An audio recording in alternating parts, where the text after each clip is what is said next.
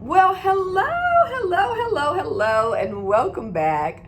I am Elder Latanya Milliken of the All Nations Church in Oakland, California, and my pastor is Bishop Terrence L. Milliken. His beautiful wife is Lady Regina Blake Milliken, and this is our adult Sunday school lesson that I'm sharing with you, week 2.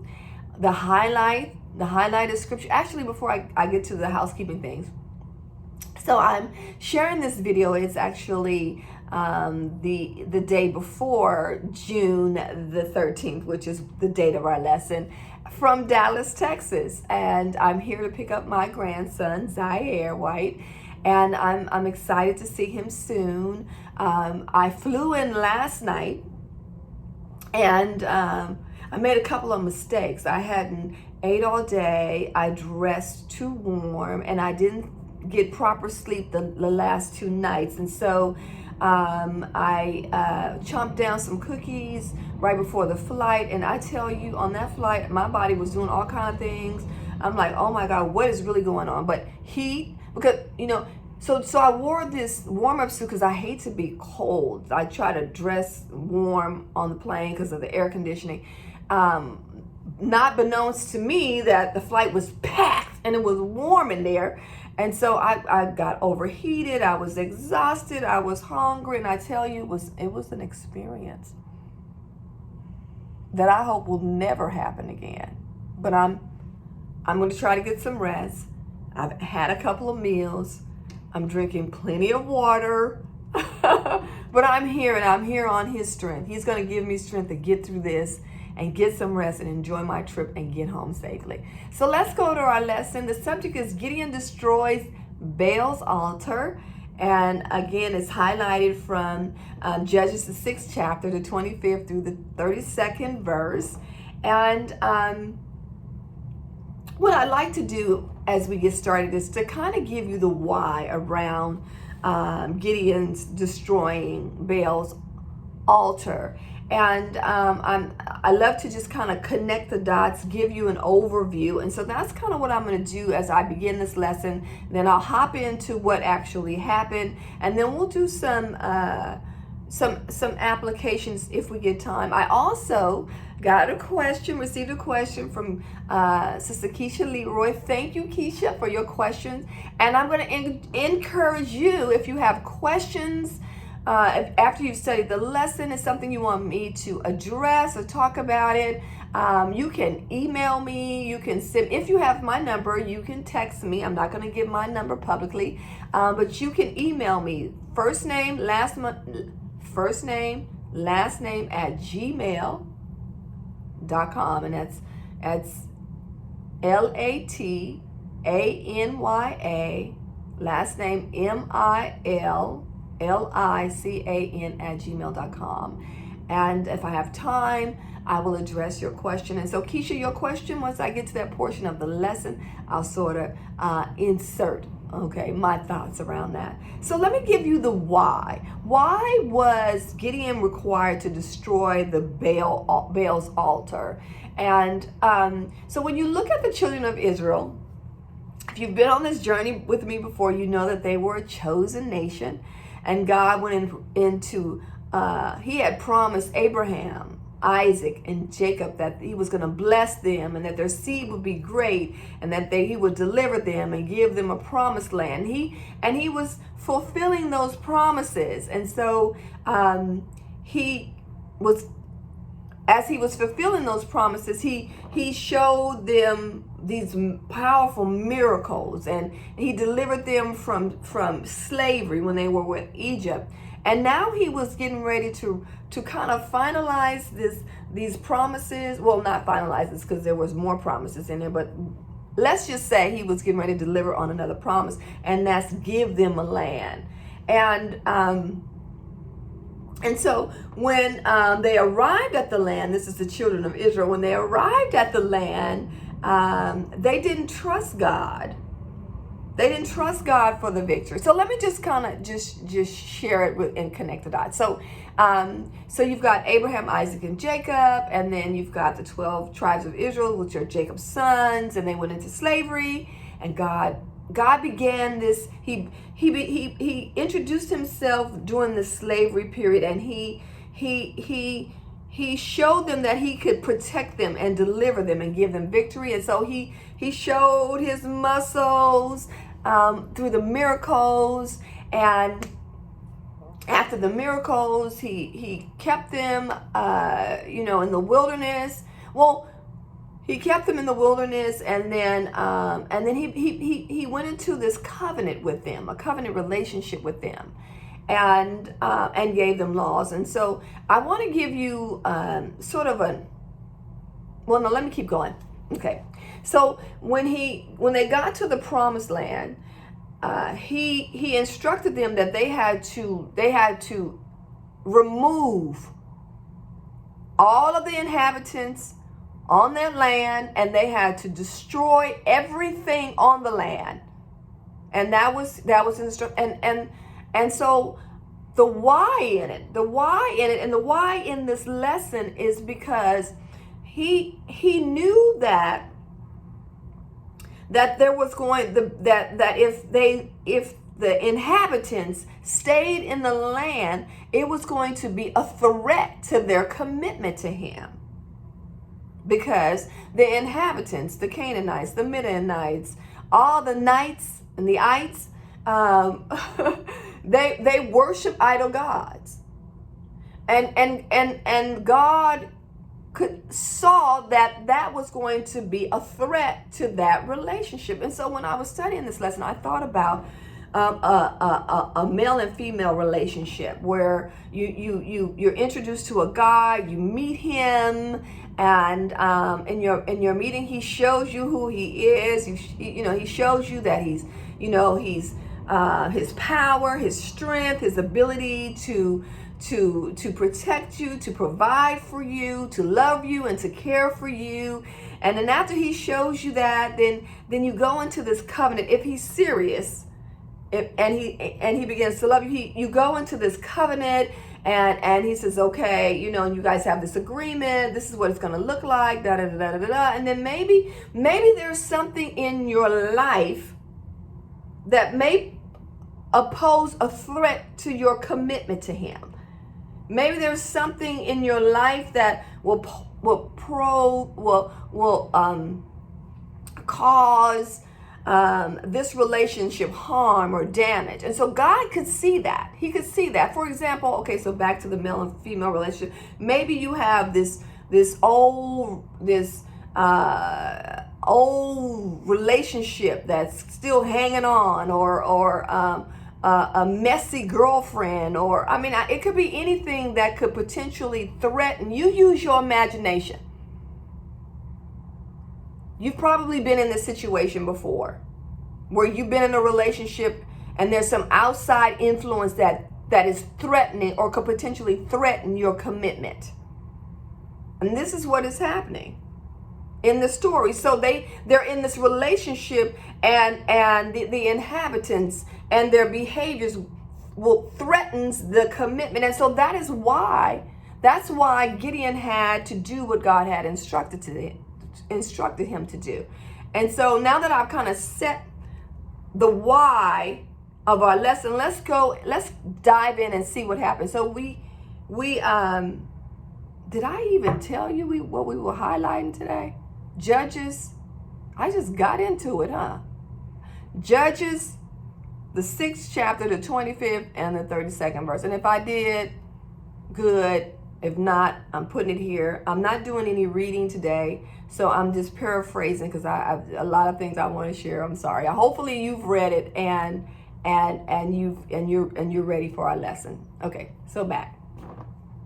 So God gave the children of Israel their instructions and to go in. Now, originally, they were afraid. They when God had got them to the promised land, when Moses was in the leader, and Moses sent out 12 spies to spy the land.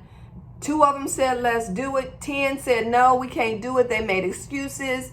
They did not trust God to deliver them.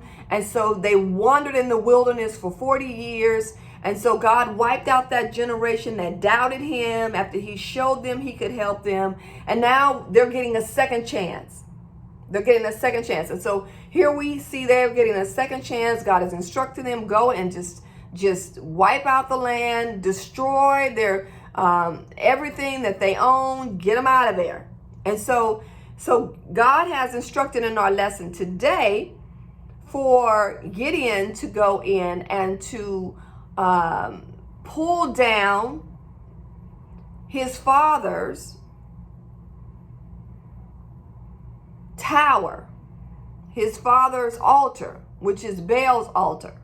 And so, you know what, I'm going to pick up my notes here, because here is where I don't want to lose any detail. Okay, so, and then my notes are right here. So, okay. So God wanted the inhabitants to be driven off the land. He wanted them to personally destroy all of the things that they valued. He wanted them to put their trust in him and him alone, and because that was going to, if not, what was staying there was going to cause them to stumble. And so Gideon, let's talk about Gideon. Gideon is the character in our story today. And Gideon was fearful, timid. He referred to himself as a weakling. And whenever there was trouble, he would go hide. And God chose him. God chose someone who thought they were a weakling. I want you to think about that. I want you to think about and marinate on that. God chose someone weak. Well, they considered themselves weak. Think about that, because I love that. I love how God used ordinary people to do extraordinary things. And when we think we're weak, with his strength, we are strong. And so Gideon took some men, 10 men or 10 servants, and he went to destroy the altar that belonged to his father. Now, this was difficult for Gideon, because Gideon was afraid of his family and afraid of the townspeople. And so it was very difficult for him, but he had to take his father's own bulls, and he had to pull the altar down with ropes. He had to cut down a pole that was next to it, which was an Asherah pole. Asherah was a goddess that was associated with Baal. And so he had to pull that down, and he had to replace the altar with an altar for the Lord, and he had to take a bull and offer that bull in the same place with the wood that he chopped down the pole. So he took the pole and he chopped the pole, and that wood, he used that for the sacrifice to the Lord. And so Keisha asked a question about Gideon using 10 men, and sometimes it's hard in this day and time to find people who family and friends that kind of support what your values are in this day and time. And it's difficult, and how, it's a struggle sometimes to get people to kind of go along, but he was able to get 10 men. And so so my thought process around that question is that, when God gives you when he gives you an assignment, a lot of times friends and family don't understand that assignment. They don't understand the calling. They don't understand the purpose. You may not even understand the purpose. But when God gives you instructions, he gives you provision to get it done. So sometimes it's the least likely person that's there to support you to get it done. When you look back over the miracles and how God performed miracles and all the tasks that God gave individuals to do, he always made a way. for it to happen. And these 10 people were his servants, so they were obedient to what they were servants in his father's family, and so he was his father's son, so they obeyed him. And so moving on, so another question that Keisha posed was, okay, Gideon, he took the 10 men, but instead of doing it in broad daylight, he did it at night. And some would think that, okay, he was a coward. But I thought it was kind of, I thought it was, he was just true to his nature. He already knew he was afraid. And, I thought about, when you gave me this question, Keisha, that what I learned from, I was listening to Joyce Myers one time, and Joyce Myers says, the Lord gives you something to do and you're scared, but do it scared. So just do it scared. That was just, and I do a lot of things scared. Sometimes I'm public speaking. I love to public speak. I don't like waiting to get up. Once I get up, I'm fine. It's that period of after studying and then anticipating. It's that, it's that period that's where the fear comes in, the anxiety comes in. But when I get the mic, then I'm delivering. And I'm in my zone and I can share, but it's that period of that fear. And so you're scared and you're gonna be scared. That's a natural reaction to things that we don't do and that we don't do regularly, and we need someone else to help us. And sometimes we don't trust God to get us through these things. But but Gideon did it. He did it at night, but he did it. And so I love how the scripture still lets us see the human part as well as what God does with the human. And together with God's strength, like I'm walking today in his strength, we can accomplish these things. And so Gideon did it. And then once he did it, the next day they said, well, who did this? And the townspeople, who did this? And so they when they found out who did it, they went to Joash, which was Gideon's father. And Joash put it in perspective. He says, well, I'm not delivering you my sons for you to kill him. If Baal is a true God, then Baal can fight his own battle. And I'm sure Gideon really didn't realize that his father would take his side. And see, that's so exciting about this, is that, God knows. He feared his father. He feared the townspeople. But he did what God had instructed him to do, and God was on his side after he completed his task. Who'd have thought it would have came out like that? Who'd have thought his father would have been that understanding? Because his father, that was his father's altar, and he pulled it down. And so he did not. The next day, Joash said, if Baal is real, he can fight for himself. And that day, Gideon's name was changed to Jerubbaal, because God never abandoned Israel. He never, even though they abandoned him, he never abandoned them. And he will never abandon you. And this lesson is that to let us know there are things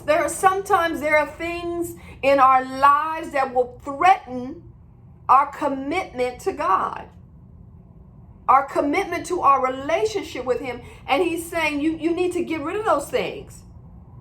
I know what they are. So I'm asking you to get rid of those things. And so we need to get rid of those things in our lives, and it takes courage. And this took courage. So you can't separate love from obedience. Israel stopped loving God but God never stopped loving him, never stopped loving them. And so let's see, because I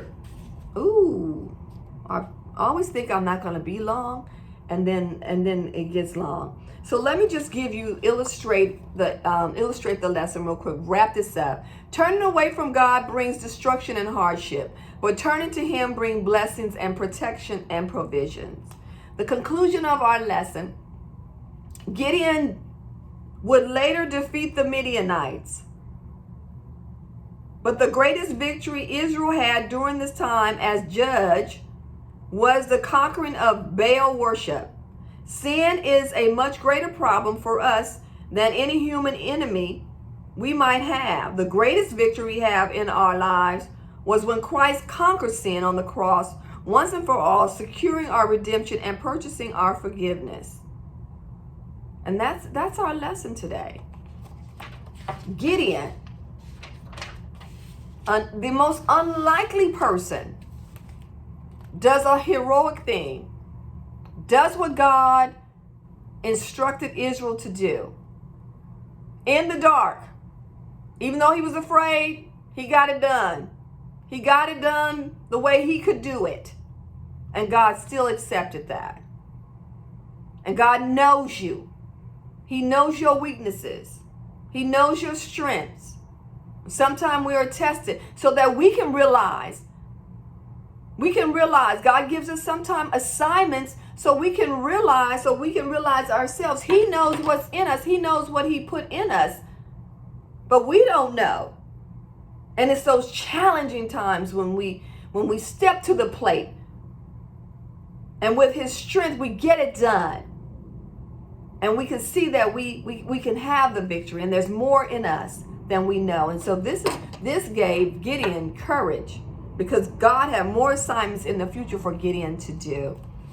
And so as I share with you and wrap this up, the aim of our lesson today is to show God is not looking for the strongest or the bravest people in the world, and to acknowledge that God can use even the weakest person who is willing to let God work in his or her life. I wish I could spend more time with you. I wish I had more time to share this lesson, but I want you to study and use this as an overview as you deep dive into the lesson. And if you have additional questions, you can email me. And so let me just prepare you for next week. Next week's lesson, we will look at the heroic exploits of an even overlooked warrior, David's faithful friend, Jonathan. Jonathan is a great character as well. And so we will be in 1 Samuel, the 14th chapter, the 1st through the 13th verse next week. I love you. God bless you. Pray for me to have a safe journey home. And until next week, God bless you.